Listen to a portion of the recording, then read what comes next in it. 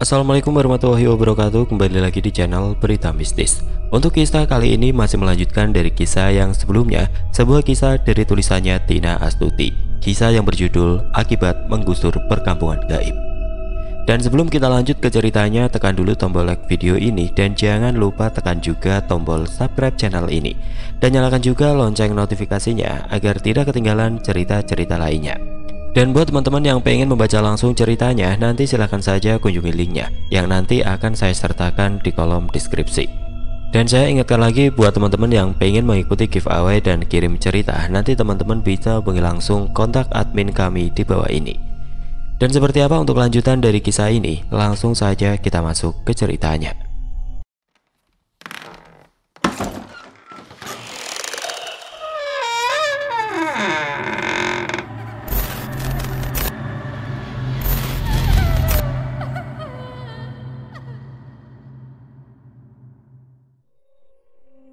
Malam ini aku rencananya menginap di rumah Pak Amar sambil menunggu Pak Beri datang. Aku keluar dari kamar, Rian pun juga ikut serta menginap di sana. Aduh, dingin banget, Riz, ucap Rian. Iya, anginnya menusuk, jawabku sambil terus berjalan ke rumah Pak Amar. Sesampainya di rumah Pak Amar, kulihat tim lain masih terjaga. Mereka tidak ada yang tidur karena masing-masing menunggu Pak Beri datang. Assalamualaikum, ucapku yang langsung disambut oleh Pak Amar. Waalaikumsalam, nak. Di rumah Ruslan benar-benar tidak ada juga ya si Bari? Tanya Pak Amar. Tidak ada, Pak, jawabku sambil menggelengkan kepalaku. Aku dan Rian dipersilakan masuk dan Pak Amar pun juga menceritakan kejadiannya lagi. Pak Bari dari sore tadi tidak ada pulang ke sini, kata beliau. Beliau kira malah mampir ke rumah Pak Ruslan juga. Bapak tahu teman akrab beliau di sini? Tidak tahu, karena Beri itu tidak bisa kemana-mana orangnya saat di sini, jawab Pak Amar. Bingung juga kami semua, mana mungkin kami mencari beliau ke lokasi lahan, karena teman-teman di sini banyak yang tidak percaya juga. Saat mengobrol-ngobrol dengan Pak Amar, ternyata Anto juga ikut menyusul ke sini. Entah apa tiba-tiba datang. Anto salaman dan menyapa tim lain. Sempat Anto ingin membisikkan sesuatu di telingaku, tapi tidak begitu jelas, karena di sini lagi sedang ngumpul membicarakan Pak Bari. Riz, bisa bicara sebentar? Pinta Anto. Apa toh? Pak Bari ada punya teman di sini. Kata anak buah Pak Bari, mereka tidak pernah melihat Pak Bari akrab dengan orang toh. Perasaanku, Pak Bari kini sedang bertamu ke rumah teman beliau. Tapi siapa ya? Ucap Anto. Seriusan? Terus apa Pak Bari baik-baik saja sekarang? Tidak tahu juga, Riz. Itu hanya perasaanku, jawab Anto seraya menggelengkan kepalanya. Kami bertiga memilih pulang saja urung untuk menginap karena di sini rumahnya tidak terlalu besar dan tidak ada batal. Kami izin pamit pulang ya, Pak. Besok pagi kami kesini lagi, ucapku salaman dengan Pak Amar. Oh iya, Nak Haris. Kami pulang bertiga. Mau mencari malam ini tidak mungkin karena semua tempat sudah kami cari. Terlihat rumah Pak Ruslan masih terbuka pintunya. Teman-temanku sudah bersiap untuk tidur dan kami pun langsung menuju tempat peristirahatan. Gimana, Riz? Tanya bos Anas yang berbaring membelakangiku. Belum ketemu, tapi besok pagi-pagi akan dicari lagi. Tolong ya, Riz, cari Saubari sampai ketemu, ucap bos Anas. Iya, bos Anas tenang saja, kemungkinan Pak Bari lagi di rumah teman beliau hingga lupa waktu. Aku pun langsung memejamkan mata menunggu besok pagi tiba.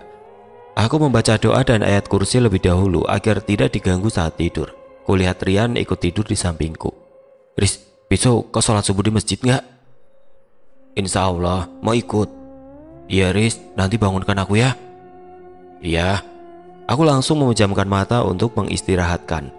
Kulihat bos Anas masih tidur dengan membelakangiku. Entahlah beliau saat itu sedang tidur atau tidak. Dari kejauhan suara azan subuh berkumandang. Aku segera bangun dan ke WC. Sehabis bebersih langsung bersiap pergi ke masjid. Rian pun mengikutiku. Kami bertiga pergi bersama dengan Pak Ruslan yang juga hendak ke masjid.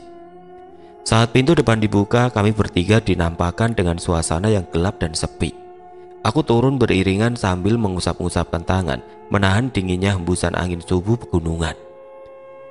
Nak, saya lihat kalian tadi malam ngapain ke sungai rame-rame? Tanya salah satu warga yang duduk di sampingku.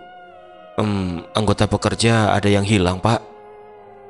Sejujurnya aku sangat tidak enak diberikan pernyataan begitu. Bingung harus menjawabnya apa.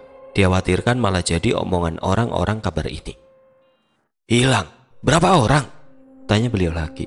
Satu orang pak, tapi kemungkinan beliau menginap di rumah teman beliau. Jawabku segera mengakhiri percakapan itu dan beranjak pergi dari masjid. Aku segera pergi keluar masjid menghindari pertanyaan tentang hal-hal yang sedang kami alami sekarang. Bukan itu saja, karena aku takut keceplosan menjawab macam-macam. Aku di luar masjid duduk di terasnya sambil menunggu Rian yang sedang ke WC. Sedangkan Pak Ruslan masih sibuk membaca amalia beliau. Mari pulang. Bentar dulu Pak, Rian lagi PHP di WC. Aku banyak ngobrol dengan Pak Ruslan sambil menunggu Rian. Beliau banyak menceritakan tentang desa ini yang masih hijau dan terdapat banyak pohon-pohon besar. Di sini pun sangat kental yang namanya mistis pedalaman. Saat setelah selesai menunggu Rian, kami langsung menuju pulang. Rencananya kami akan mampir terlebih dahulu ke rumah Pak Amar untuk menanyakan Pak Bari. Gimana, apa Pak Bari sudah datang? Belum ada, bingung kami harus mencari kemana, jawab Wahyu. Pagi ini kami ingin kembali menyusuri sungai Riz, tapi menyusuri lebih jauh lagi. Oh ya, nanti jemput tim kami duluan ya, biar kami bantu. Siap Riz. Kami langsung pulang ke rumah Pak Ruslan. Di jalan pun kami selalu membahas Pak Bari dan menerka-nerka kemana perginya beliau. Langit yang sudah lumayan terang mulai menampakkan sinarnya kekuningan. Dari kejauhan kami bertiga dikejutkan dengan seseorang yang sedang tengah berjalan di pinggir sungai dan berjalan ke arah kami. Dengan santainya lalu melemparkan senyum. Pak Bari? Ucapku ingin menghampiri beliau yang seperti sangat senang. Tiba-tiba tanganku langsung dipegang oleh Pak Ruslan. Beliau mencegahku untuk bertindak gegabah. Aku tahu Pak Ruslan mungkin merasakan yang sama. Bisa saja itu bukanlah Pak Bari beneran. Iris, Ruslan. Dan siapa kamu? Saya lupa. Ucap beliau menghampiri kami yang diam terpaku menatap beliau tidak percaya. Mau ke masjid kalian? Tanya Pak Bari saat sudah di hadapan kami. Pak Bari? Iya Pak Riz, jawab beliau menatapku sambil memincingkan mata. Ini beneran Pak Bari? Iya, kenapa sih kau ini Riz? Ruslan, malam ini saya ke rumah kamu ya, mau membicarakan si Anas, ucap Pak Bari. Ya, saya tunggu. Ya sudah, saya pulang dulu mau sholat maghrib, ucap Pak Bari melenggang pergi meninggalkan kami. Mau barengan tidak? Sambung beliau lagi berbalik ke arah kami. Kami pun langsung ikut bersamaan dengan beliau. Lalu kembali mampir ke rumah Pak Amar yang orang-orangnya sudah pada bangun semua. Semua yang ada di rumah Pak Amar nampak terkejut, lalu menghampiri Pak Bari masing-masing memeluk Pak Bari sembari mengucapkan Alhamdulillah. Kini Pak Bari pun tidak sadar. Beliau sangat keheranan melihat anak buah beliau tiba-tiba berlarian tanpa dikomando saling memeluk. Bahkan ada yang terisak sambil memeluk Pak Bari. Ada apa ini? Tanya Pak Bari bingung. Sebelumnya Pak Bari dipersilahkan untuk duduk dahulu. Lagi-lagi beliau tidak mengerti apa maksud semua ini. Pak Bari kemana saja? Tanya Wahyu. Saya nggak ada kemana-mana, hanya mampir sebentar ke rumah teman saya, jawab Pak Bari. Siapa teman bapak? Itu loh Riz, Pak Yusuf. Beliau tadi mengajak saya mampir lagi ke rumah beliau. Katanya lagi bikin rumah baru, makanya saya berkunjung. Tidak enak saya selalu menolak, jelas Pak Bari. Pak Yusuf yang bertubuh kerdil itu? Astagfirullah Haris, bentak Pak Bari. Maaf Pak, maksudnya beliau. Pak Bari menganggukkan kepalanya sembari tersenyum. Sudah kuduga sebenarnya, karena ku tahu Pak Bari hanya kenal dengan Pak Yusuf dari alam gaib itu. Kamu kenal Riz dengan Pak Yusuf itu? Tanya Wahyu. Iya, Haris juga kenal, saut Pak Bari. Terus kalau Haris kenal, kenapa tadi malam kita nggak mencari ke tempat kediaman Pak Yusuf itu? Tanya Wahyu. Apaan sih? Saya tidak mengerti apa maksud kalian mencari saya. Pak Bari itu hilang semalaman, jawab Wahyu. Semalaman? Tidak, saya hanya ngobrol sebentar dengan Pak Yusuf itu. Palingan hanya setengah jam saja, jelas Pak Bari. Ini sudah masuk pagi Pak, bukan maghrib lagi. Seketika Pak Bari mengucapkan istighfar tidak percaya atas pernyataanku. Sebenarnya saya juga tahu Pak Yusuf itu, tapi tidak tahu rumah beliau di mana, karena pernah ketemu saat di kebun karet dan pernah melihat beliau secara sekilas-kilas saja. Karena setahu saya Pak Yusuf itu dari bangsa makhluk gaib. Semua teman-temanku mendengarkanku sembari menatapku tidak percaya. Berarti Pak Bari dibawa ke alam gaib gitu, Riz? Iya, karena sering aku melihat Pak Yusuf itu selalu memakai baju kuning keramat dengan tubuh kerdil beliau. Pernah juga aku lihat sore beliau menghilang dari rimbunya pohon bambu yang ada di seberang sungai. Pak Bari benar-benar tidak menyangka beliau bisa terbawa ke perkampungan gaib. Beliau begitu shock bahkan tidak bisa berkata-kata lagi. Saya haus, mau minum kopi, ucap Pak Bari pelan. Segera istrinya Pak Amar langsung membuatkan kopi pahit untuk Pak Bari yang tiba-tiba minta dibuatkan kopi. Langsung dihabiskan Pak Bari kopi tadi, lalu pergi beristirahat ke kamar. Kami semua sekali lagi mengucapkan syukur alhamdulillah Pak Bari sudah kembali. Entahlah beliau ngapain saja di alam gaib. Nanti akan aku tanyakan kalau beliau sudah bangun tidur. Saat ingin pulang, kami bersapaan dengan Pak Haji yang ingin pergi ke sungai. Langsung kami ceritakan kalau Pak Bari sudah kembali dengan selamat. Rencananya pagi ini giliran Bos Anas yang segera kami bawa ke ustadz terdekat di desa ini yang jaraknya tidak terlalu jauh. Aku segera balik untuk mengabarkan kepada Bos Anas kalau Pak Bari sudah ditemukan dengan selamat. Alhamdulillah, Pak Bari sudah ditemukan dengan selamat. Beliau hanya ke rumah teman beliau. Jelasku tersenyum. Seketika kabar baik yang kubawa itu disambut oleh teman-temanku dengan rasa syukur. Bahkan Bos Anas juga ikut-ikutan mengucapkan alhamdulillah. Bos Anas, cepat bersiap, kita pergi ke rumah Ustadz. Ustadz di mana? Tanya Bos Anas. Yang di desa ini, Bos. Rahasia aman, kita pergi berlima. Saya, Bos, Pak Ruslan, Rian, dan Pak Haji. Kami langsung bersiap ke tempat tujuan yang diperintahkan oleh Pak Haji. Kami pergi menaiki mobil. Saat sekitar 15 menit kemudian kami tiba di rumah sederhana berbahan material kayu. Assalamualaikum, ucap Pak Haji mengucapkan salam sembari mengetok pintu rumah. Terdengar dari dalam ada yang sedang berjalan sambil menjawab salam kami. Terlihat beliau yang kurang lebih berusia 60-an itu tersenyum ke arah kami dan mempersilahkan masuk. Tidak banyak basa-basi, kami langsung mengutarakan maksud kedatangan kami ke sini. Begini Pak, ini Bos Anas kami, ini kehilangan kelamin beliau. Ucapanku terhenti saat melihat Ustadz yang di depan kami ini tertawa sambil menyela perkataanku. Iya nak, saya mengerti, tenang saja, tidak apa-apa, tita beliau sambil tertawa. Kuperhatikan wajah Bos Anas terus menunduk seperti kesal karena ditertawakan. Maksudnya Pak Ustadz gimana ya? Tanyaku heran. Sebenarnya kelamin Bos Anas ini tidak hilang, tapi hanya ditutupi oleh mereka. Jadi kalau kalian yang melihatnya itu benar-benar hilang, padahal tidak sama sekali. Jelas Pak Ustadz tersenyum. Oh, maksudnya kelaminnya hanya ditutupi, bukan dicuri maksudnya? Tanya Bos Anas. Iya, jawab Pak Ustadz di hadapan kami. Ustadz itu langsung mendoakan Bos Anas kepada Allah agar kelamin beliau kembali ditampakkan lagi. Entahlah apa yang dibaca, tiba-tiba Bos Anas diberi minum dan langsung minum di tempat. Setelah selesai berdoa, Pak Ustadz tersenyum sambil menganggukkan kepalanya sambil berkata, kalau mau lihat, silahkan saja ke WC. Bos Anas tersenyum malu lalu izin ke WC yang berada di rumah Pak Ustadz ini. Tidak lama Bos Anas kembali tersenyum menatap kami semua sambil mengucapkan alhamdulillah. Seketika kami semua pun juga ikut mengucapkan syukur. Memangnya ada masalah apa sehingga membuat begini? Tanya Pak Ustadz. Kami menebang pohon yang ada penghuninya. Oh, ternyata akibat menggusur perkampungan gaib, sahut Pak Ustadz sambil manggut-manggut. Iya Pak, gimana bagusnya tentang lokasi lahan kami ini? Masih ada 2 pohon lagi yang akan kami tebang, ucapku berkonsultasi. Apa Bapak bisa memindahkan perkampungan mereka? Saran saya sebaiknya tidak usah saja. Kalau bisa, hindari menebang pohon yang masih ada. Kalian kini sudah merasakan akibatnya. Bisa saja kan diubah sedikit pembangunannya, ucap Pak Ustadz memberi saran. Kami semua bergeming bingung bagaimana Bos Anas yang kekeh tidak ingin diubah sedikit pun sangatlah keras kepala.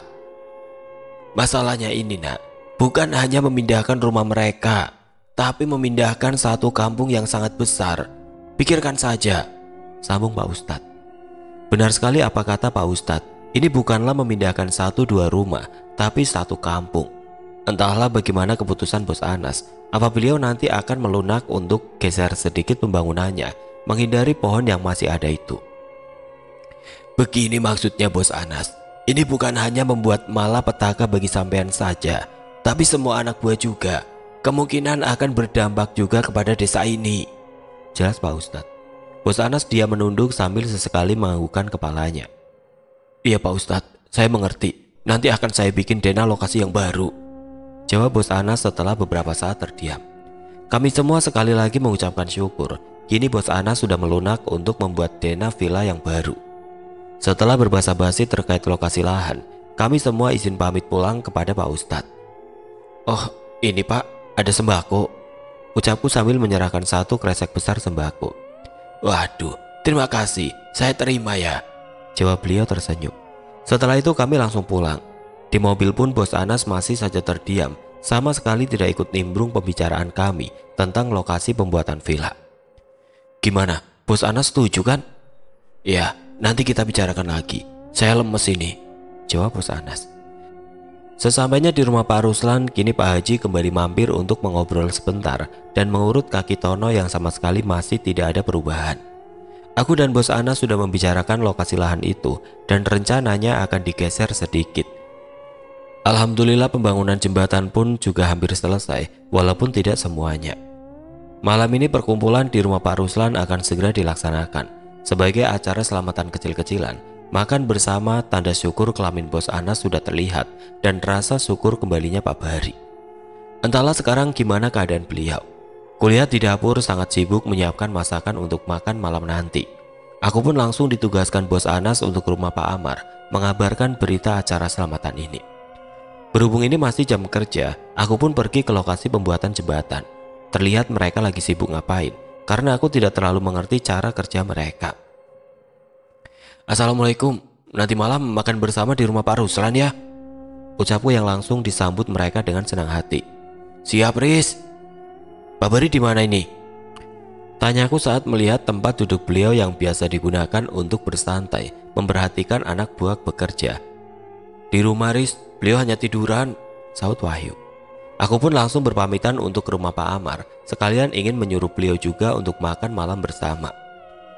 Assalamualaikum, ucapku sambil masuk ke dalam rumah Pak Amar yang pintunya terbuka lebar. Waalaikumsalam Riz, mari masuk, jawab istri Pak Amar. Begini Bu, malam ini Bos Anas bikin acara selamatan makan bersama. Mohon ya Bu untuk menghadirinya seluruh orang rumah ini. Oh insya Allah nak, pasti kami datang, jawab beliau. Pak Barinya ada?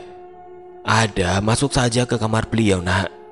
Aku pun langsung masuk setelah dipersilakan masuk. Kulihat beliau berbaring lemas di kamar. Tidur Pak? Tidak Riz, saya hanya melamun saja, jawab beliau. Tidak baik Pak melamun begitu, lebih baik ikut ke rumah Pak Ruslan aja, ngobrol-ngobrol dengan Bos Anas. Dari kemarin Bos juga sangat khawatir sama Bapak, walaupun beliau tidak ikut nyari. Gimana keadaan Anas setelah dibawa pergi ke Ustadz tadi? Alhamdulillah kembali seperti semula, jawabku pelan sambil menutup mulut. Syukur alhamdulillah, ucap Pak Bari. Nah, malam ini acara selamatan kecil-kecilan makan bersama setelah sholat isya. Syukuran kepulangan Bapak dan syukuran kelamin Bos Anas. Pak Bari terkekeh saat aku mengatakan syukuran kelamin Bos Anas. Akhirnya Pak Bari sudah bisa tertawa lagi karena setelah pagi tadi beliau sangat syok bawaannya malah diam saja.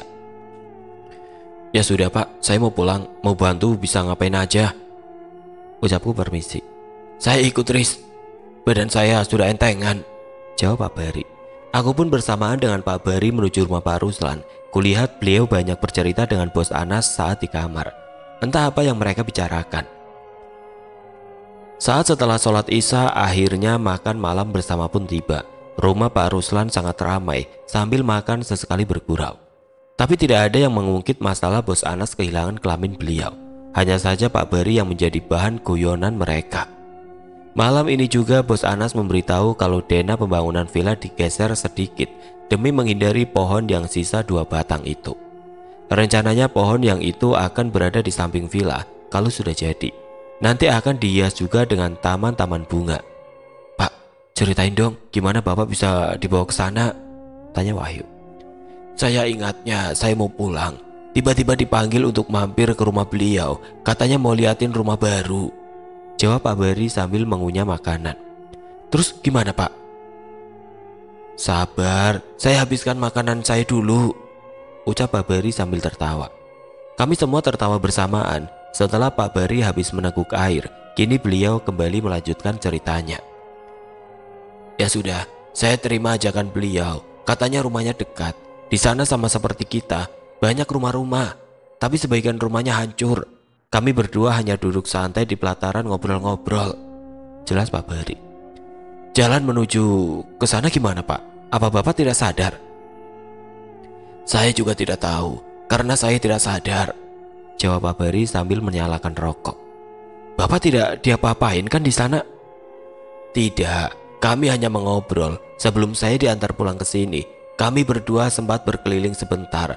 Dan kemarin saya ada dikasih buah jambu, tapi tidak saya makan dan saya bawa pulang saja. Ini jambunya, jelas Pak Bari sambil memperlihatkan buah jambu. Nggak usah dimakan Pak, ucapku bergidik ngeri. Enggak, padahal kemarin buahnya sangat besar, tapi setelah saya bawa ke sini malah berubah menjadi kecil. Nah kan, nggak usah dimakan aja, buang gih.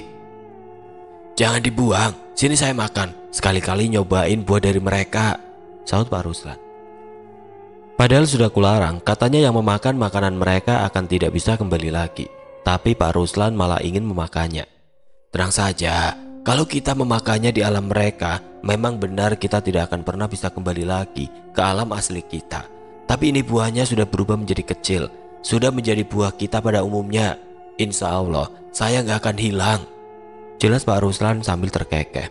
Kami semua menikmati makan malam sesekali bergurau dan bercerita dengan Pak Bari. Pak Haji dan sang istri pun juga ada ikut serta.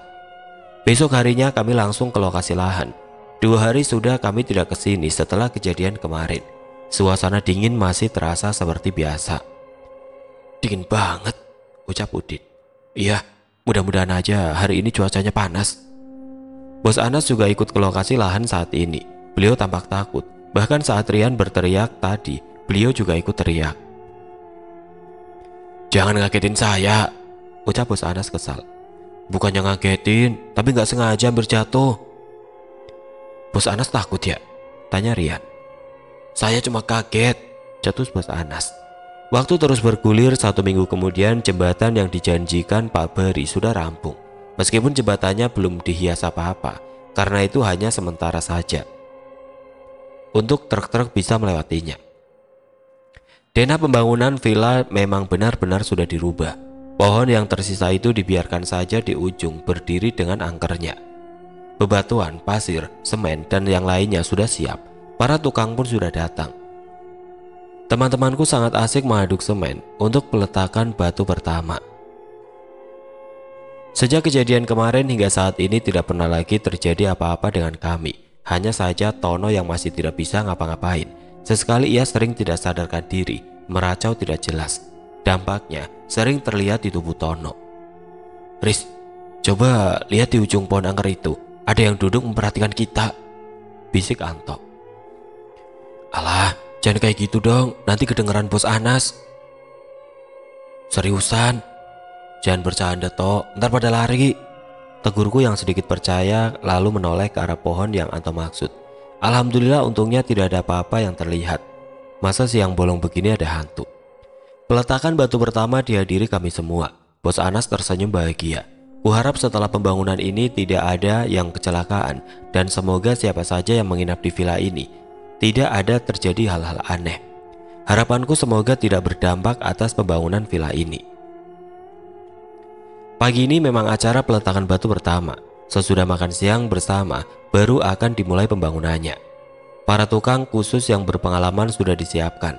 Mandornya pun bukan aku lagi karena sudah ada mandor pengawasnya. Urusanku sudah cukup. Karena intinya aku di sini adalah asisten Bos Anas. Teman-temanku yang 20 orang kuserahkan kepada mandor yang bisa kubilang super galak dan garang yang memiliki badan besar dan gagah. Para pembikin jembatan pun juga akan dipulangkan sementara karena sudah selesai pembuatan jembatan yang seadanya dulu. Kini, kalau sudah mau pergi ke lokasi lahan tidak perlu muter-muter kayak kemarin dan melalui jalan orang lain. Sekarang jembatan sudah selesai, jalannya pun sudah bersih, siap juga untuk diaspal. Alhamdulillah, ucapku yang bisa dikatakan pembawa acara dan dibarengi dengan tepuk tangan. Kami langsung pulang ke rumah Pak Ruslan untuk acara selamatan peletakan batu pertama tadi. Yang datang kali ini sangat banyak. Bukan hanya para pekerja Bos Anas saja, tapi warga kampung terdekat pun juga ikut meramaikan acara selamatan ini. Riz, lihat gak tadi? Ada perempuan yang waktu lalu selalu kulihat, ucap Rian. Mana? Itu sedang cuci pakaian di sungai. Nggak lihat, mana sih? Ya telat, dia sudah beranjak pergi. Lagi-lagi aku tidak sempat melihat perempuan yang dimaksud Rian itu.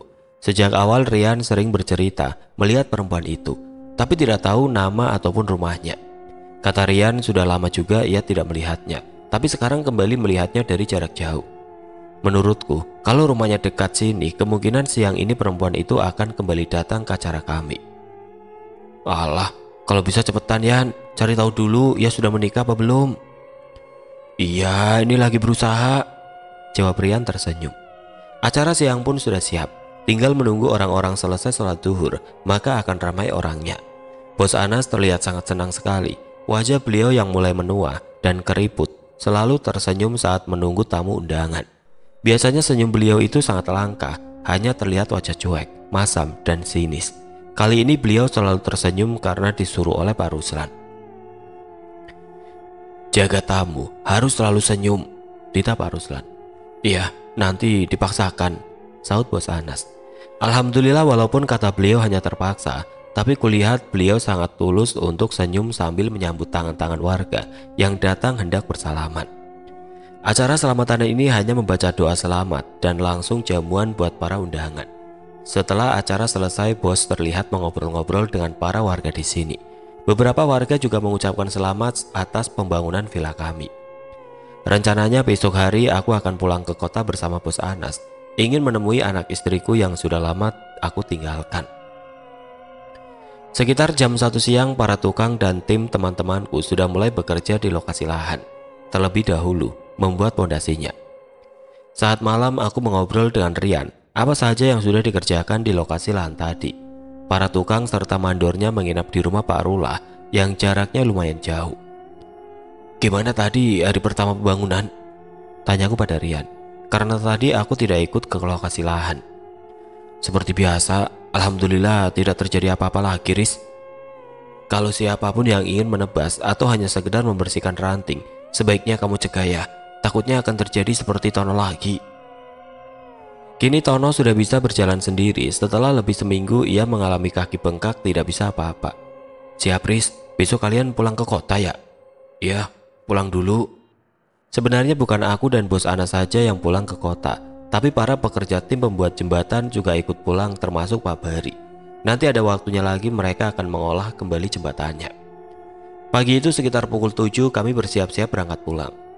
Tim Pak Bari lebih dulu baliknya sejak tadi, sedangkan kami harus berpamitan dengan warga sekitar. Aku menyerahkan teman-temanku kepada Mandor Yunus yang galak itu. Wajahnya lebih seram daripada Bos Anas, senyum pun juga sangat sulit. Ya sudah, kami pamit dulu ya Pak Yunus, ucapku sambil bersalaman dengan beliau. Iya Haris. Aku memeluk teman-temanku satu persatu, entahlah kenapa. Biasanya aku tidak seperti ini.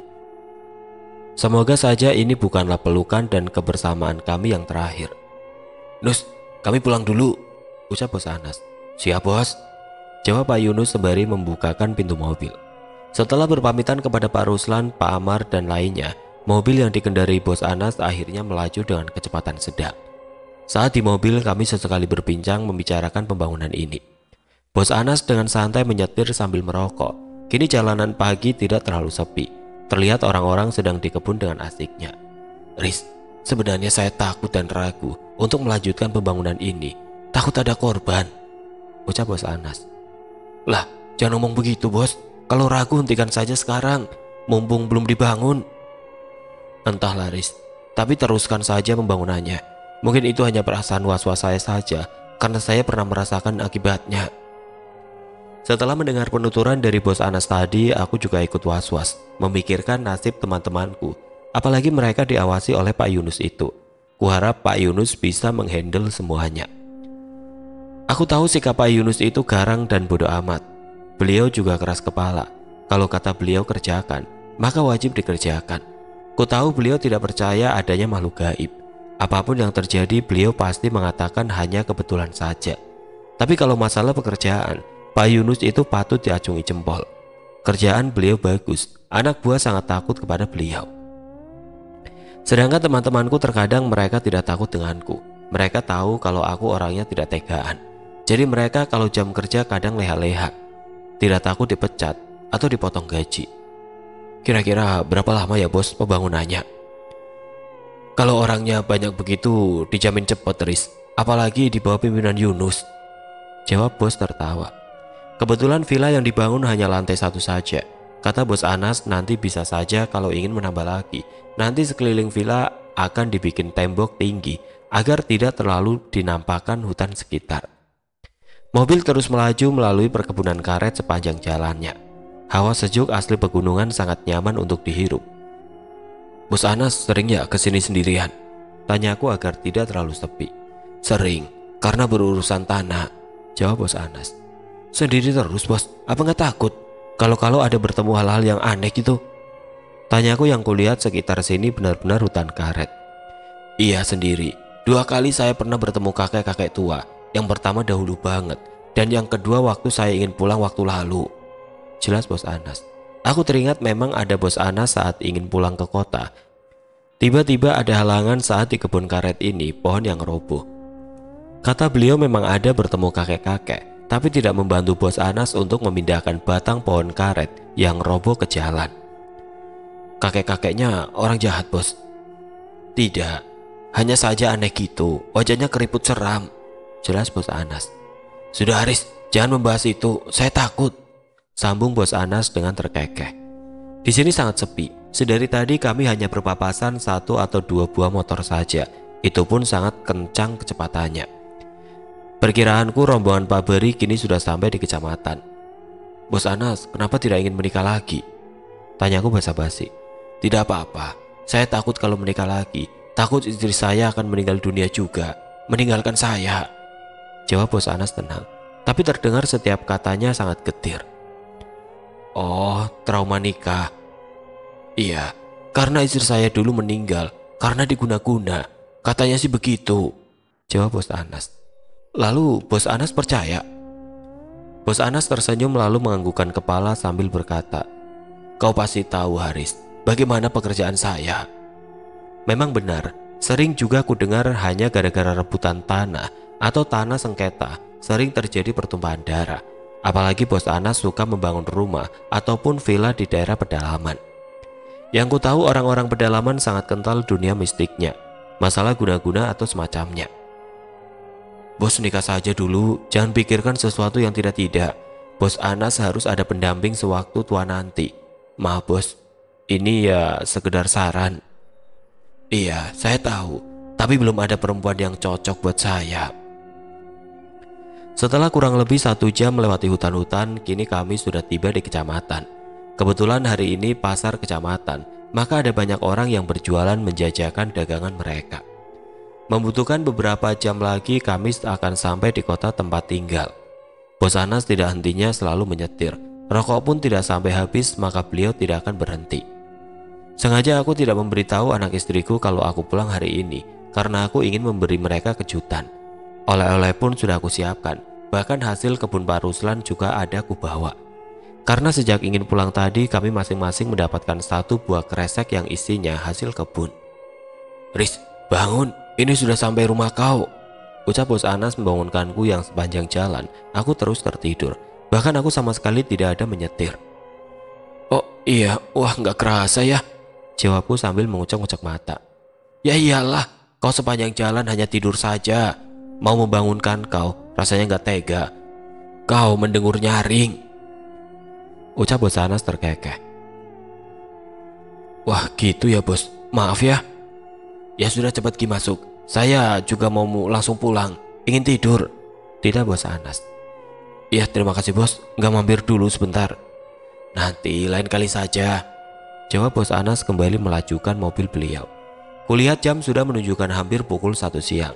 Aku segera masuk ke rumah. Terlihat pintu rumah tertutup rapat. Halaman pun banyak dedaunan kering yang berserakan. Teras pun juga sangat kotor. Masa Fatma nggak membersihkan rumah? Assalamualaikum, Fatma, ini aku. Aku mengetuk pintu beberapa kali sambil mengucapkan salam. Tapi tidak ada sautan. Kemana anak dan istriku? Suasana rumah juga sangat sepi. Aku berinisiatif untuk ke rumah mertuaku. Bisa saja Fatma menginap di sana. Saat aku ingin berbalik pergi, tiba-tiba suara pintu berderi terbuka pelan, menampakkan Fatma yang muka dan rambutnya utal-utan. Fatma, ini aku pulang. Tidak ada respon dari Fatma. Entah mungkin dia tidak mood gara-gara sedang hamil. Memang 2 hari terakhir ini aku sama sekali tidak ada menghubunginya. Pat, kamu tidak apa-apa kan? Tanya aku menggenggam tangannya. Tidak apa-apa, aku hanya tidak enak badan, jawab Fatma sembari menarik tanganku untuk duduk di sofa ruang tamu. Anak-anak mana? Mereka sedang tidur di kamar, Mas. Mau minum teh? Tanya Fatma. Oh, boleh, jawabku sambil tersenyum lalu mendekatkan badan ke samping Fatma dan kepala kami saling berdekatan. Sembari Fatma membuat minuman di dapur, aku berjalan ke kamar anakku untuk melihat mereka berdua. Kulihat Ibra, anak pertamaku, sedang main game. Saat ia melihatku, langsung berlari memeluk erat. Ibra kangen banget, ucapnya memeluk erat dan tanganku mengusap-usap kepalanya. Sedangkan anak keduaku tertidur nyenyak. Aku membawa anakku Ibra ikut ke ruang tamu untuk membuka oleh-oleh yang kubawa. Ayah ada bawa oleh-oleh kan? Tentu saja ada. Aku menghampiri istriku yang duduk di ruang tamu, dan di atas meja sudah tersaji teh hangat. Aku minum lebih dulu seteguk. Saat ingin membuka oleh-oleh yang aku bawa, tiba-tiba anak keduaku sudah terbangun. Ia langsung menghampiriku dan berlari. Ayah, ayo kita buka oleh-oleh bersama, ucap Ibra tidak sabaran. Malam hari pun tiba. Aku menghubungi bos Anas dan Pak Bari. Saat ingin menelpon bos Anas, tapi tidak diangkat. Beliau kemungkinan bos Anas sudah tertidur. Halo, assalamualaikum Pak Bari. Waalaikumsalam Riz, kenapa? Tanya beliau dari seberang sana. Tidak apa-apa, gimana anak buah Pak Bari, sudah pada balik semua? Sudah Riz, mereka langsung pulang tadi, jawab Pak Bari. Setelah menanyakan itu, aku langsung mematikan ponselku dan merebahkan diri di samping istriku yang sejak tadi sudah berdandan untuk menungguku. Pagi-pagi sekali kami berempat menikmati sarapan bersama. Istriku memang benar-benar tidak enak badan. Ia selalu muntah-muntah saat paginya, lalu akan kembali segar menjelang siang sampai malam. Begitulah katanya setiap harinya. Kita jalan-jalan yuk ya hari ini, pinta anakku. Memangnya mau jalan-jalan kemana? Ke kolam renang aja ya, sahut putri kecilku. Oh boleh, nanti kalau agak siangan kita pergi. Saat aku pulang, aku tidak ngapa-ngapain, hanya berjalan-jalan bersama anak istriku. Itu pun jarang, karena badan istriku sangat lemah. Untungnya gaji dari bos Anas cukup untuk menutupi pengangguranku ini. Tidak terasa sudah 2 minggu aku pulang. Rencananya sore ini aku akan mendatangi rumah bos Anas untuk membicarakan villa itu. Entah sampai mana pembangunannya. Setelah mengirimkan pesan terlebih dahulu kepada bos Anas mengabarkan kalau aku ingin ke sana, aku langsung berangkat. Kurang lebih 15 menit perjalanan, kini aku sudah sampai di halaman rumah bos Anas yang semi permanen. Di halaman bos Anas terlihat banyak rumputan liar yang tumbuh. Benar-benar seperti rumah tidak berpenghuni. Ditambah halamannya pun tidak bersemen. Alhasil jadi becek, terdapat genangan air. Assalamualaikum bos Anas, ucapku sambil mengetuk rumah beliau yang cukup besar ini. Waalaikumsalam, jawab seseorang dari dalam, yaitu bos Anas sendiri. Masuk, ucap bos Anas mempersilahkan aku masuk, lalu duduk di ruang tamu yang ada sofa dan televisinya. Tidak banyak perabotan, hanya kosong saja rumah beliau. Punya pembantu pun tukang urus rumah juga tidak ada. Karena kata bos Anas, beliau juga jarang ada di rumah. Jadi buat apa punya pembantu? Kalau makan tinggal beli, kalau nyapu dan pel bisa sendiri, cuci baju tinggal antar ke laundry. Riz, kalau mau minum, bikin sendiri aja ya, ucap bos Anas. Iya bos, jawabku sambil mencomot cemilan pisang goreng yang kosong. Masakan sendiri bos? Tanyaku memamerkan pisang goreng berwarna coklat tapi kehitaman. Iya, tiba-tiba aja tadi pengen makan pisang goreng. Waktu mau beli ternyata kehabisan. Ya sudah, bikin sendiri saja, jawab bos Anas terkekeh. Rumah yang tidak terlalu besar ini tidak menampakkan harta beliau. Lemari saja tidak ada ataupun hiasan-hiasannya. Tapi kenyataannya bos Anas adalah seorang pengusaha jualan rumah. Gimana bos pembangunannya? Udah lama gak nelpon Rian menanyakan kabar mereka. Bos Anas tersenyum bahagia sambil berkata, lancar Is, sudah memasang atap, jawab bos Anas. Wah, gak kerasa nanti jadi ya bos. Temboknya sudah dibikin belum bos? Ya, itu mereka sudah mulai membangunnya. Kami berdua banyak bercerita tentang 2 minggu saat pulang ke kota. Ternyata bos Anas ada pergi sendirian mengecek pembangunan villa. Tapi kata beliau hanya sehari langsung pulang, makanya tidak mengajak aku. Ngapain aja Riz selama 2 minggu? Tanya bos Anas. Nganggur. Bos Anas terkekeh mendengar jawabanku. Kulihat bos Anas begitu senang, mudah-mudahan nantinya tidak terjadi apa-apa lagi. Apa ada gangguan bos? Tidak ada Riz, kelamin saya tidak hilang lagi, jawab bos Anas tertawa. Kapan kita kesana lagi bos? Pembangunan jembatan juga kapan lagi? Nanti saja saya hubungi lagi. Pembangunan jembatan rencananya minggu depan, sekalian mengaspal jalan, jawab bos Anas. Tahap demi tahap sudah dibangun, villa itu sudah berdiri. Walaupun belum selesai semuanya, taman pun juga sudah dibikin meski belum jadi semua. Katanya sekarang sudah mau membangun tembok besar dan tinggi itu. Oke lah bos, aku pamit pulang dulu. Habisin dulu pisang gorengnya. Kenyang, sudah banyak memakannya tadi, jawabku sambil mengusap perut. Walaupun gosong tapi menurutku enak, kerasa manis dan pahit. Nanti hubungi saja bos kalau mau kesana lagi. Bos Anas mengacungkan jempol. Aku langsung pamit pulang karena waktu sudah mau maghrib. Kunyalakan motorku lalu pergi dari perkarangan rumah bos Anas.